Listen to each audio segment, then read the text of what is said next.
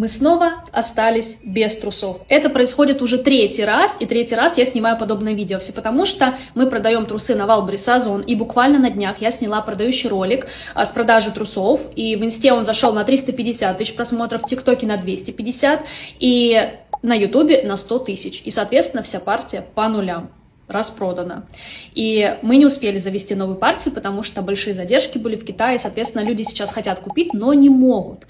И с одной стороны, конечно же, я расстроена, потому что мы упускаем большую прибыль, а с другой стороны, я даже рада, потому что я теперь на 100% убедилась в том, что те методы продаж, которые я использую, они реально работают. И если до этого я с опаской относилась к товарному бизнесу, не хотелось рисковать и заказывать сильно много товара, потому что вдруг не получится продать, то теперь я на 100% уверена, что я любую партию смогу продать через короткие ролики. Потому что это происходит уже в третий раз. 3 партии мы привозили, и 3 раза мы продаем вот так быстро.